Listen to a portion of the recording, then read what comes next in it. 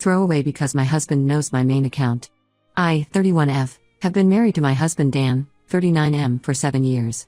We have 2 beautiful boys, Tommy, 6, who has special needs and requires constant care, and Lucas, 4. Until 2 months ago, I thought we had a perfect marriage. Dan and I met through mutual friends at a charity event. He was charming, successful, and seemed genuinely interested in my work as a special education advocate. After 3 years of dating, we got married in a small ceremony. Things were great at first. When Tommy was born with developmental challenges, Dan stepped up. He changed his work schedule to accommodate therapy appointments, learned all the special care routines, and never complained about the extra expenses. When Lucas came along 2 years later, we felt complete as a family. Dan was the kind of father who attended every school event, coached Little League, and still made time for date nights. That perfect picture shattered 2 months ago. Tommy had a therapy session, and I needed to take photos to document his progress for his medical team. My phone was dead, so I borrowed Dan's. While trying to access the camera, I accidentally opened his work email. It was a genuine mistake as the icons were next to each other. What I saw made me freeze. There were dozens of inappropriate emails between Dan and his coworker Sarah, 34F. These weren't just friendly workplace messages, they were explicit and intimate. They discussed their special lunches at nearby hotels, exchanged inappropriate photos, and planned future meetups. Some messages even detailed physical encounters in Dan's office after hours. Sarah wasn't just any coworker, she was Dan's direct report, someone he had personally hired 6 months ago. I remembered all the times he had praised her at dinner, calling her a rising star and the best hire he'd ever made. He had even invited her and her husband Mark to our summer barbecue, where she had played with our children while carrying on this affair. The more I read, the sicker I felt. Sarah was married with 3 kids of her own. Her husband Mark had become friends with Dan, they played golf together twice a month and had even planned a couple's vacation for next spring. The level of deception was staggering. I couldn't confront Dan immediately. Tommy had a crucial assessment coming up at his special needs school. He's extremely sensitive to tension and change. Last time Dan and I had a minor argument about household chores, Tommy had anxiety attacks for days afterward. I couldn't risk disrupting his routine before such an important evaluation. So I started paying attention. Over the next few weeks, all the signs I had missed became glaringly obvious. Dan's late nights at the office always coincided with Sarah staying late too. His business lunches were mysteriously absent from his company calendar. He had started taking his phone everywhere, even to the bathroom, something he had previously teased others for doing. He bought new clothes, joined a gym, and even started using cologne, something he hadn't done since our dating days. When I casually asked about these changes, he claimed he was trying to set a good example for a workplace health initiative. I created a fake email account and sent an anonymous message to Sarah's husband Mark, asking if he knew about the special lunches and hotel meetings. I felt terrible about potentially destroying another family, but Mark deserved to know. He never responded, and I later noticed he had marked the email as spam. The breaking point came last week. Dan had left his laptop open while showering, something about an urgent work presentation he needed to finish. A Teams notification popped up from Sarah, "Can't wait for Chicago next week." 3 whole days without having to sneak around. I felt like I'd been punched in the gut. Dan had told me the Chicago business trip was cancelled due to budget cuts. He had even shown me an email from his boss about company-wide travel restrictions. Now I wondered if that email was fake too. That evening, after ensuring Tommy was settled in his routine and Lucas was asleep, I confronted Dan. His reaction confirmed everything. First came the shock, not at being caught, but at me seeing the messages. Then denial. Sarah was just a friend. I was misinterpreting things. Work relationships can seem inappropriate without context. When I mentioned specific details from the messages, he switched to anger. How dare I invade his privacy? Was I spying on him now? Did I not trust him after everything we'd been through with Tommy? He even suggested my anxiety about Tommy's condition was making me paranoid and that I should restart therapy. The gaslighting was infuriating. I had screenshots of everything, the emails, the team's messages, his location history showing extended stays at hotels during lunch meetings, even expense reports he had doctored to hide restaurant bills. I gave him an ultimatum: either he confess everything to HR and Mark, or I would. His response showed me who he really was. He laughed and said no one would believe me. He was a senior manager with an impeccable reputation. I was just a stressed-out mom who spent too much time dealing with a special needs child. Who would take my word over his? That's when something in me snapped. I had tried to be mature about this, to handle it privately and protect our children. But his arrogance, His complete dismissal of my feelings, and his willingness to use Tommy's condition against me, it was too much. While he slept, I logged into his work email. He never changed his password, it was still Tommy's birth date, and forwarded every inappropriate email between him and Sarah to the entire office. Every department, every manager, HR, the CEO, everyone. I made sure to BCC Mark too. The fallout was nuclear. Dan is suspended pending an investigation. Sarah resigned immediately. Mark has moved out of their house and his lawyer has already contacted me for copies of the emails. Dan is staying at his brother's place, alternating between calling me to beg for forgiveness and leaving angry voicemails threatening legal action for destroying his career. I know what I did was extreme. I could have handled it privately or gone directly to HR. But after seeing his arrogance, knowing he thought he could use our son's condition to discredit me, I wanted everyone to see who he really was. My only real concern is Tommy. He keeps asking where Daddy is, and any disruption to his routine causes anxiety. But I couldn't let Dan keep deceiving everyone while painting me as an unstable, paranoid wife. Ida for exposing everything instead of handling it privately? Update 1: The past 2 weeks have been absolute chaos, and everything I discovered has made me question my entire marriage.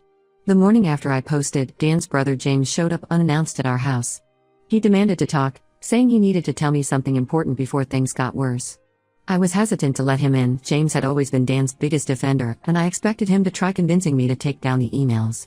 But what he revealed left me stunned. Apparently, this wasn't Dan's first workplace affair. 3 years ago, when he suddenly switched companies claiming he wanted better growth opportunities, he had actually been forced to leave due to an affair with his assistant Jennifer. This happened right when Tommy was diagnosed with his condition, during the most challenging time of our lives. I remember that period vividly. We had just received Tommy's diagnosis, and I was overwhelmed with doctor appointments, therapy sessions, and learning everything I could about his condition. Dan had seemed supportive, taking on extra work hours to cover the medical bills. Now I know those extra hours were spent with Jennifer.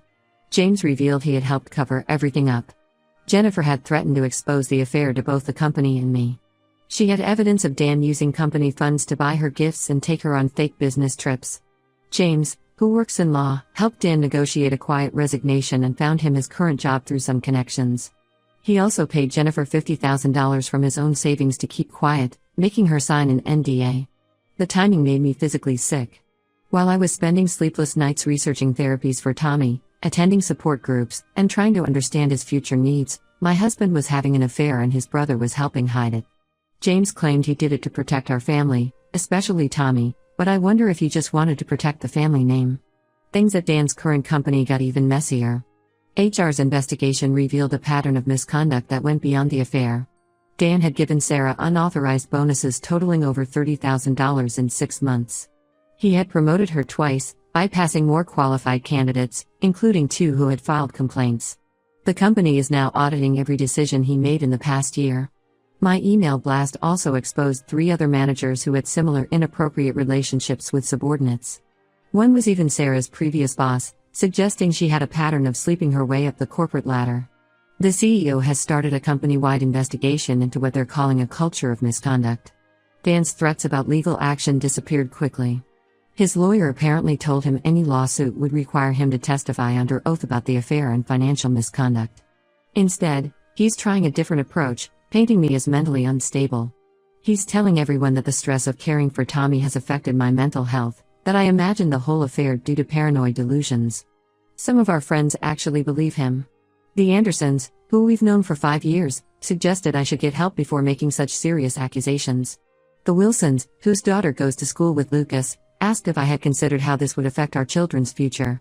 Even our neighbor Mrs. Peterson, who used to bring casseroles when Tommy had rough weeks, said I should have handled things privately instead of vindictively destroying a good man's career. But I also received unexpected support. Mark, Sarah's husband, came to see me after reading the emails. He had suspected something was wrong for months but couldn't prove it. Sarah's behavior had changed. She was always on her phone, working late, and picking fights about trivial things. When he questioned her, she would use their children as emotional leverage, asking if he wanted to break up their family over his baseless jealousy. Mark shared his own screenshots of suspicious messages and location history. He had started documenting everything but felt guilty about doubting his wife. Sarah had been gaslighting him for months, making him feel paranoid and controlling. He thanked me repeatedly for exposing everything and asked for copies of all evidence for his divorce lawyer. The most surprising support came from an unexpected source. The CEO's wife, Eleanor, requested a private meeting with me. She shared her own story from 15 years ago. She had caught another executive having an affair with her then husband but stayed quiet to protect their children. She regretted that decision every day, especially after learning that the same executive had gone on to harass multiple employees over the years. Eleanor promised to ensure the company handled this properly, saying it was time to break the cycle of silence that protected men like Dan. Tommy is struggling with the changes, as I feared. He gets anxious when his routine is disrupted, and Dan's absence is a major disruption. His therapist says he is showing remarkable resilience, but I notice him stimming more frequently and having trouble sleeping. Lucas is too young to fully understand, but he asks for daddy every night before bed. I'm trying to maintain their routine as much as possible while dealing with everything else. James keeps calling, switching between apologizing for his part in the cover-up and begging me to be reasonable about the current situation. He offered to help negotiate a private settlement if I agree to retract my allegations. When I refused, he hinted that he had evidence of my own misconduct that could affect custody arrangements. I blocked his number after that. I'm documenting everything now, every call, every threat, every attempt at manipulation. I won't let them twist this situation around and paint me as the villain.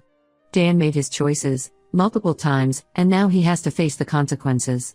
Update 2: Just when I thought I had uncovered all of Dan's deceptions, I discovered something that made my blood boil. While gathering documents for the divorce lawyer, I found irregularities in our financial records. Specifically, there were unusual transfers from Tommy's Special Needs Trust Fund, money that my parents had set aside from their retirement savings to ensure Tommy would always have the care he needs. I traced months of transactions, and the pattern was clear. Dan had been making regular withdrawals, always under $5,000 to avoid triggering bank notifications. Over the past year, he had stolen nearly $50,000 from our special needs child's future. When I confronted him through our lawyers, his response was pathetic. He claimed he needed the money to keep up appearances with Sarah, to buy her expensive gifts and take her to high-end restaurants. He swore he was planning to replace it before anyone noticed. This led to another shocking revelation.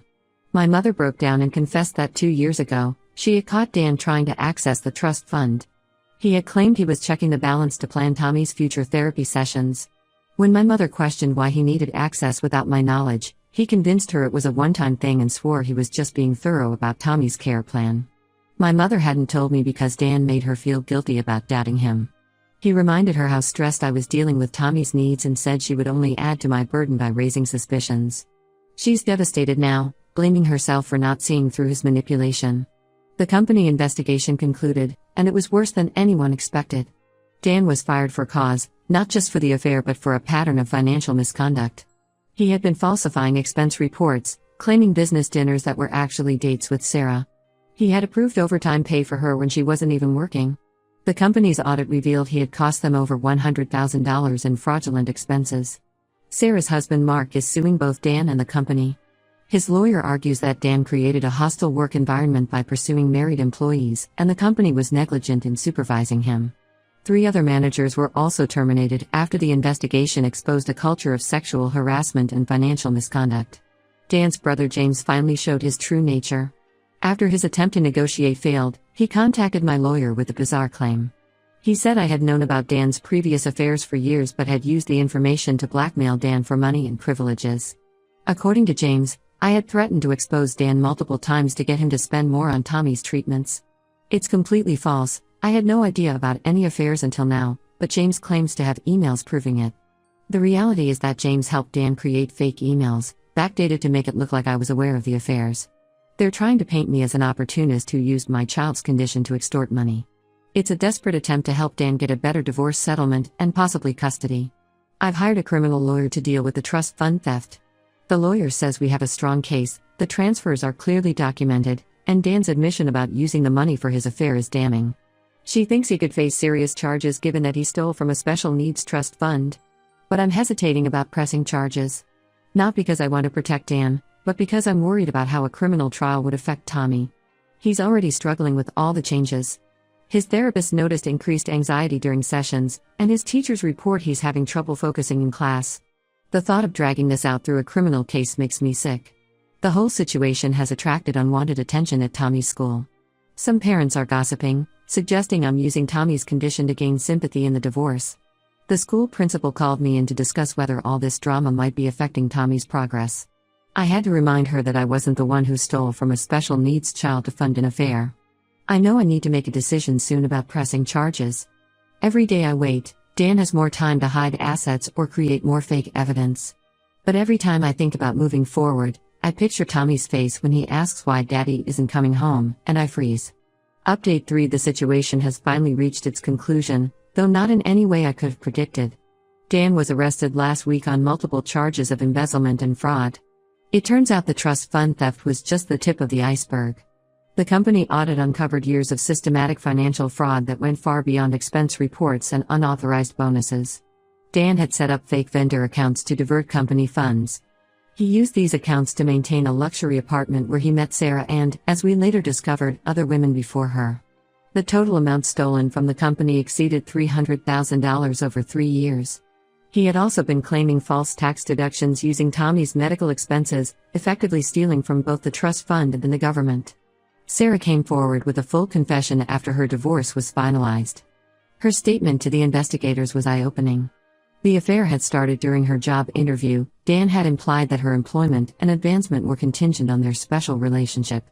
She provided text messages, emails, and hotel receipts that proved Dan had been running this scheme with multiple employees over the years. The criminal investigation revealed something even more disturbing. Dan's brother James wasn't just helping cover up affairs, he had been actively participating in the financial fraud. As a lawyer, he had helped Dan create fake companies and documentation to hide the stolen money.